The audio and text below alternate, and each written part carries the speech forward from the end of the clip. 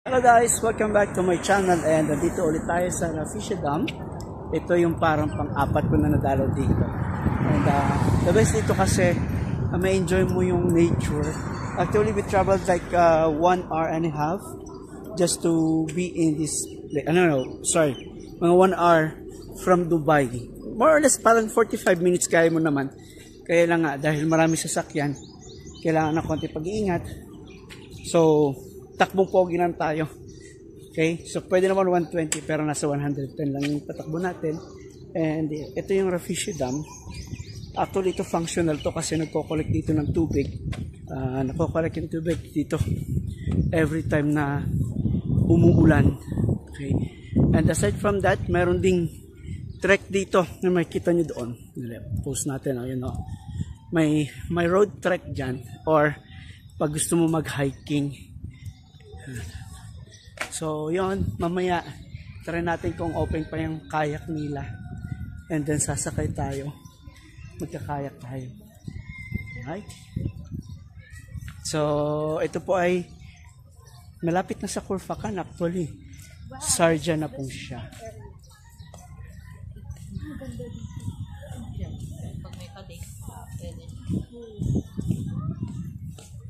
Tignan natin. Nakagandahan dito, wala siyang entrance fee. Oo. So may dala kayong pagkain, punta lang kayo sa mga table dyan and pwede na kayong mag-picnic. Di ba? So ngayon pupuntahan natin yung area kung saan pwede mag-rent ng kayak. Natin kung available pa. Last time nakapumunta kasi kami dito, parang 5 o'clock in the afternoon. Close na. So, let's see. Ito. So, pumunta na tayo sa may kayak. And, try natin mag-kayak. Why? Unang-unang ingatan pag pumunta dito, cellphone, syempre. Baka mahulog. And then, isusi. Kailangan secured. And then may kasama tayo. Hi! Excite only? O, yung mga excited lang daw. I'm excited.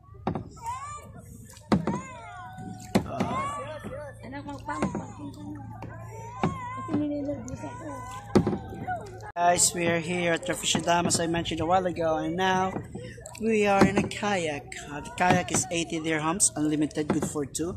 So I'm with my wife. Hi. The captain, the El Capitana of this, and I taught her how to do the kayaking, how to use the paddle. So now, paupo na lang ako. Buhay senyorito. O, di ba? Marunong na ako! Hindi na siya nagne-nervyos.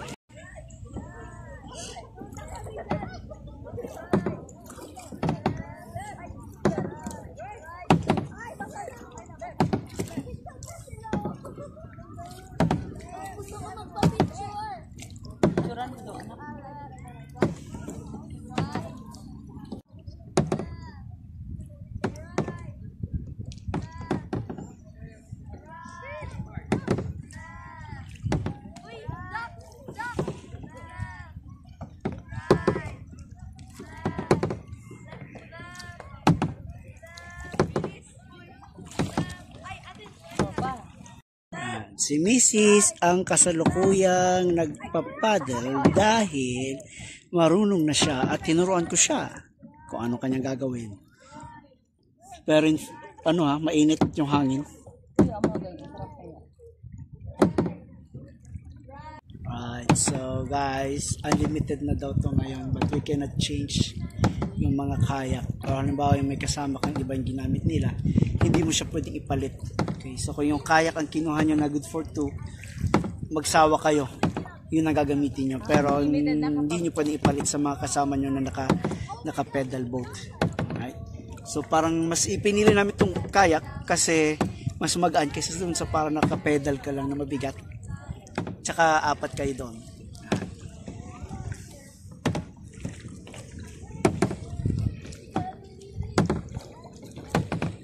Right? Tapos after nito, pupunta naman kami ng hanging garden sa Sharjah. 24 hours yun. At saka maganda kasi mga lights doon. So abangan nyo po ang ating journey in Sharjah. #Sharjah. Enjoy na ako. Pasahero na ako ngayon. Pwede na tayong ano. Sinisis siya ang nagsasagwa. Pwede na tayong sumali sa Dragon Boat.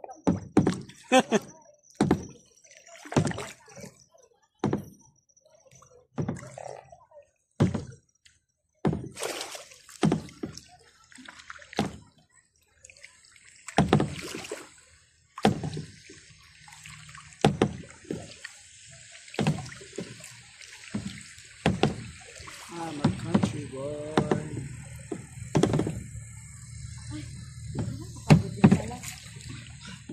So guys, nung dumating kami, sinabi sa amin, unlimited hours siya. Pero until 9 o'clock lang.